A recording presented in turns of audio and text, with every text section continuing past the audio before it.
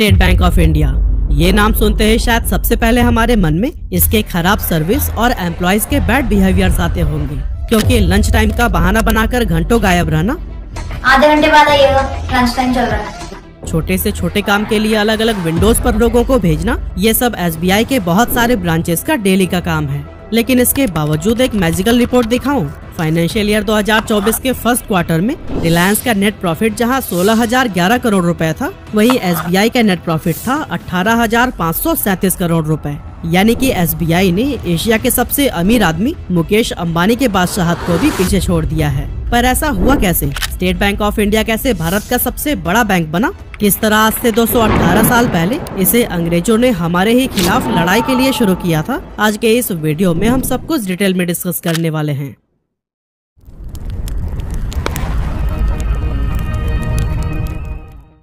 SBI, जी हाँ, ये वही बैंक है जिसके 9,990 करोड़ रुपए लेकर विजय माल्या फरार हो गया था। लेकिन इसके बावजूद ये इंडिया का लार्जेस्ट बैंक है। अब वैसे तो इस बैंक में हम में से ज्यादातर लोगों का तो अकाउंट होता ही है, लेकिन क्या आपको पता है इसकी शुरुआत क्यों की गई थी? एक्चुअली इस बैंक को अंग्रेजों ने इसलिए शुरू किया था ताकि वो उनके खिलाफ खड़े होने वाले भारतीयों को मौत के घाट उतार पाएं। इस बैंक की शुरुआत 2 जून 1806 यानी कि आज से करीब 218 साल पहले ही की गई थी और उस समय इसका नाम रखा गया था बैंक ऑफ कलकत्ता। एक्चुअली 1798 में रिचर्ड वेलेस्ली को इंडिया का गवर्नर बनाकर ब्रिटेन से भारत भेजा गया था और इसने आते ही लोगों की नाक में दम करना शुरू कर दिया। रिचर्ड ने आने के 1 साल बाद यानी 1799 में टीपू सुल्तान को हराकर मैसूर को अपने कब्जे में ले लिया और फिर इसके 4 साल बाद अंग्रेज और मराठाओं के बीच बहुत बड़ा युद्ध हुआ, जिसे आज हम सेकेंड एंग्लो मराठा वॉर के नाम से जानते हैं। इस युद्ध में रिचर्ड वेलेस्ली को सपोर्ट करने के लिए अंग्रेज एक बैंकिंग सिस्टम के जरिए उन तक पैसे पहुंचाने का काम करते थे, ताकि इन पैसों की मदद से वेलेस्ली युद्ध में अपने साइड को और भी ज्यादा मजबूत बना सके। अब उस टाइम तक तो इस बैंकिंग सिस्टम का कोई ऑफिशियल नाम नहीं था, लेकिन बाद में इसी को ही बैंक ऑफ कलकत्ता का नाम दे दिया गया। इसके बाद से 2 जनवरी 1809 को इस बैंक का नाम एक बार फिर से बदला गया और इस बार इसे बैंक ऑफ बंगाल कहा जाने लगा। इसके बाद से फिर दौर आया जब ईस्ट इंडिया कंपनी ने 2 प्रेसिडेंसी बैंक की शुरुआत की, जिनमें से पहला था बैंक ऑफ बॉम्बे और दूसरा था बैंक ऑफ मद्रास। असल में प्रेसिडेंसी बैंक्स में वो बैंक्स आते हैं जिन्हें करेंसी नोट्स इशू करने का अधिकार होता है। अब इन बैंक्स को देखकर कुछ इंडियंस ने खुद का प्राइवेट बैंक बनाने का भी सोचा, लेकिन किसी को भी ज्यादा कामयाबी नहीं मिल सकी। इन प्राइवेट बैंक्स के पतन में सबसे ज्यादा फेमस हुआ यूनियन बैंक, जिसे 1828 में रविंद्रनाथ टैगोर के दादाजी और उस टाइम के बड़े बिजनेसमैन में गिने जाने वाले द्वारकानाथ टैगोर ने शुरू किया था। इसके बाद से 1862 में बैंक ऑफ बंगाल की ब्रांचेस पटना, मिर्जापुर और बनारस के अंदर भी एस्टेब्लिश की गई, ताकि वहां उस पर्टिकुलर जगह से भी आजादी के लिए उठने वाली आवाज को दबाया जा सके। 1861 के दौरान ही पेपर करेंसी एक्ट को लागू कर दिया गया और बैंक ऑफ बंगाल इकलौता ऐसा बैंक था जिसे अंग्रेजों के दौर में नोट जारी करने का अधिकार मिला। अब इस बैंक को वैसे तो ब्रिटिशर्स को फायदा पहुंचाने के लिए बनाया गया था, लेकिन इसके बहुत सारे इंडियन कस्टमर्स भी थे, जिनमें से कुछ फेमस नाम है साइंटिस्ट जगदीश चंद्र बोस, इंडिया के first president Rajendra Prasad, politician दादा भाई नौरोजी और नोबेल प्राइज विजेता रविंद्रनाथ टैगोर। और दोस्तों, आज भी इन लोगों का नाम स्टेट बैंक ऑफ इंडिया बहुत प्राउडली अपने कस्टमर्स में गिनता है। तो दोस्तों, अब तक हमने यह जाना कि इस बैंक की शुरुआत 218 साल पहले किस तरह से हुई थी, लेकिन ऑफिशियल तौर पर यह स्टेट बैंक ऑफ इंडिया कैसे बना, चलिए इसके पीछे की स्टोरी को अब जान लेते हैं।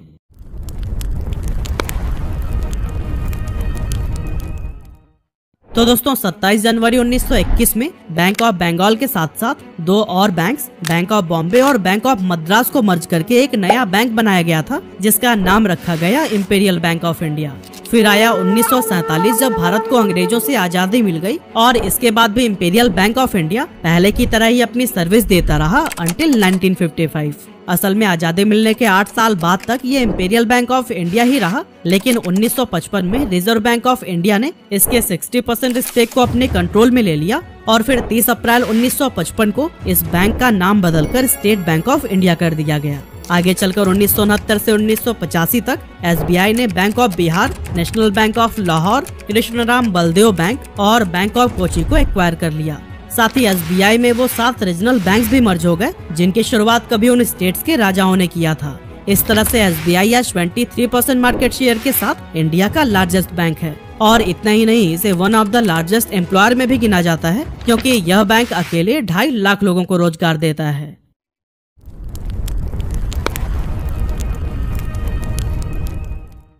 अब दोस्तों जैसा कि स्क्रीन पर हम SBI के रिव्यूज देख रहे हैं, इस तरह के नेगेटिव रिव्यूज से पूरा इंटरनेट भरा हुआ है और SBI पर अक्सर तरह तरह के मीम्स भी फेमस होते रहते हैं। लेकिन इसके बावजूद आपको जानकर हैरानी होगी कि SBI एक मोस्ट ट्रस्टेड बैंक है जिसके पास 48 करोड़ से भी ज्यादा कस्टमर्स हैं। सर्विस से परेशान रहने के बावजूद भी लोग SBI को ही क्यों चुनते हैं? चलिए इसके पीछे के भी रीजन को हम जान लेते हैं। सबसे पहले तो SBI ने अपने कस्टमर्स को सुविधा देने के लिए 22,405 से भी ज्यादा ब्रांचेस खोल रखे हैं। साथ ही 65,627 ATMs और 72,000 CSP यानी कि कस्टमर सर्विस पॉइंट इस बैंक को गांव-गांव तक पहुंचाता है। इतना ही नहीं, फॉरेन मार्केट्स में भी इसका एक बड़ा प्रेजेंस देखा जा सकता है क्योंकि SBI 36 देशों में अवेलेबल है। इसके अलावा जैसा कि आपको पता ही होगा कि इंडिया में ऐसे लोगों की बड़ी संख्या है जो कि प्राइवेट बैंक्स के एवरेज मंथली बैलेंस को मेंटेन नहीं कर पाते हैं और उनके लिए भी SBI एक बेस्ट ऑप्शन बनकर सामने आता है, क्योंकि जहां प्राइवेट बैंक्स में 10 से 15,000 रुपए तक का मिनिमम एवरेज मंथली बैलेंस आपको अकाउंट एक्टिव रखने के लिए चाहिए ही होता है, वो SBI में सिर्फ 1,000 रुपए है। इसके अलावा जैसा कि आपने देखा होगा कि SBI की इतनी ज्यादा ब्रांचेस हैं कि देश के हर कोने में आपको इनकी सर्विसेज मिली जाती हैं। ऐसे में चाहे गरीब हो या अमीर, हर कोई इनकी सेवाओं का बराबर फायदा उठा सकता है।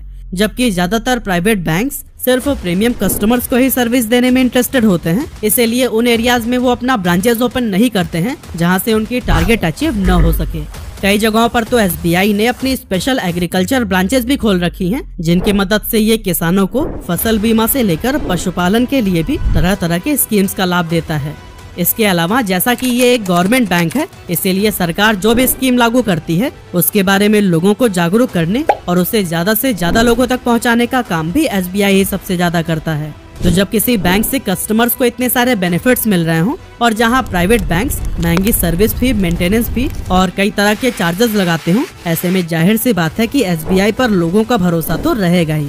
लेकिन दोस्तों इस बैंक पर सिर्फ अकाउंट होल्डर्स का ही भरोसा नहीं है, बल्कि इन्वेस्टर्स भी इसे खूब पसंद करते हैं, क्योंकि अगर हम इसके शेयर्स का रिटर्न बहुत पीछे न जाकर सिर्फ लास्ट के 3 इयर्स में ही देखें तो वो करीब 180% है। पर सबसे मेन सवाल ये उठता है कि SBI इतना बड़ा प्रॉफिट आखिर बना कैसे रहा है, इसने अंबानी को भी पीछे छोड़ दिया।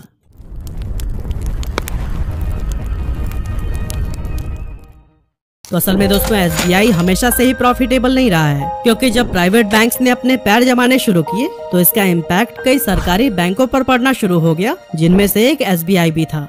2017 के थर्ड क्वार्टर में इसे 2,416 करोड़ रुपए, तो वहीं 2018 के फर्स्ट क्वार्टर में 7,718 करोड़ रुपए का लॉस हुआ था, जो कि भारत के बैंकिंग इतिहास में दूसरा सबसे बड़ा लॉस था। अब आप सोच रहे होंगे कि दूसरा क्यों? तो दोस्तों आपको बताते चलें कि लॉस के मामले में पहले नंबर पर पंजाब नेशनल बैंक है, जिसे कुछ ही साल पहले डायमंड मर्चेंट नीरव मोदी ने 13,000 करोड़ रुपए से ज्यादा की चपत लगा दी थी और इससे पहले कि PNB और रिजर्व बैंक ऑफ इंडिया को इसका पता चलता वो विदेश फरार हो गया था। खैर SBI के इन लॉसेस का एकमात्र रीजन प्राइवेट बैंक्स की बढ़ती संख्या को नहीं दिया जा सकता, बल्कि इसके पीछे का मेजर रीजन था बैड लोन्स। और दोस्तों इन्हीं बैड लोन्स का ही नतीजा है कि विजय माल्या SBI का पैसा लेकर 2016 में ही देश छोड़कर जा चुका है। असल में SBI देश का लार्जेस्ट लेंडर यानी कि ऋणदाता था, लेकिन प्रॉब्लम तो तब शुरू हुई जब प्रीमियम कस्टमर्स ने लोन चुकाना बंद कर दिया। काफी इंतजार के बाद भी जब वो लोन की रकम को वापस नहीं करते थे, तो फिर बैंक इन डिफॉल्टर कस्टमर्स को और भी ज्यादा लोन देने लगता था ताकि वो अपने पुराने लोन्स को क्लियर कर सके। लेकिन सब कुछ इसका बिल्कुल उल्टा हुआ और SBI लॉस में चला गया, जिसके बाद से RBI एक्शन में आया और हर चीज की बारीकी से जांच करनी शुरू कर दी। गवर्नमेंट बैंक में एसेट क्वालिटी का रिव्यू किया जाने लगा, अकाउंटिंग प्रैक्टिस को सही किया गया, साथ ही कुछ बैंक रिकैपिटलाइज किए गए तो कुछ मर्ज कर दिए गए। ये सब स्टेप्स लेने के बाद बाकी गवर्नमेंट बैंक्स की तरह SBI भी दोबारा से प्रॉफिट जनरेट करने लगा और इस तरह से आज इसने इंडिया की most profit making company Reliance industries को भी पीछे छोड़ दिया है। SBI को आज इस मुकाम पर पहुंचाने में टेक्नोलॉजी का भी बहुत अहम रोल रहा है। अपनी सर्विसेज को ज्यादा स्मूथ और डेटा को सिक्योर बनाने के लिए SBI ने कई एडवांस टेक्नोलॉजी में भी इन्वेस्ट किया है, जैसे कि ब्लॉकचेन, आर्टिफिशियल इंटेलिजेंस और बिग डेटा एनालिटिक्स वगैरह। इन टेक्नोलॉजीज की मदद से SBI ने लेन देन की प्रक्रिया को सुरक्षित बनाया है, कस्टमर सर्विस में सुधार लाया है और कंप्लेंट्स को इफेक्टिवली मैनेज करने में भी काफी कामयाबी हासिल की है। अब आप में से कुछ लोगों को लग रहा होगा कि ये सब तो बस बातें हैं, क्योंकि जब हम बैंक विजिट करते हैं तो फिर कोई भी एम्प्लॉय हमारी कंप्लेंट तक नहीं सुनता।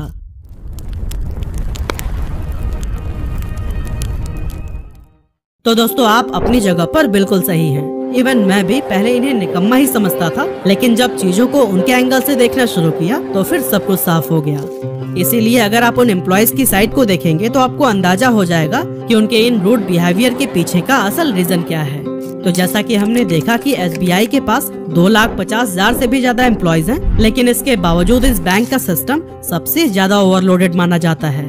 इन्हें मैनेज करने के लिए बैंक के पास उतने एम्प्लॉयज ही नहीं हैं जितने इनके ऑपरेशंस को स्मूथली रन करने के लिए चाहिए। इसीलिए बहुत सारे कस्टमर्स की शिकायत होती है कि SBI की सर्विस बहुत ज्यादा घटिया है।